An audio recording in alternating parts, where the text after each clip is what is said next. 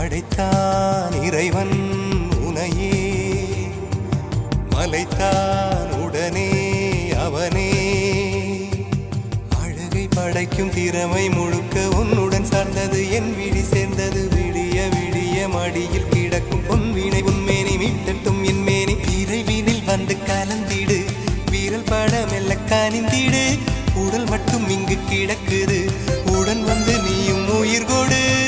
பல்லவன் சிற்பிகள் அன்று பண்ணிய சிற்பத்தில் ஒன்று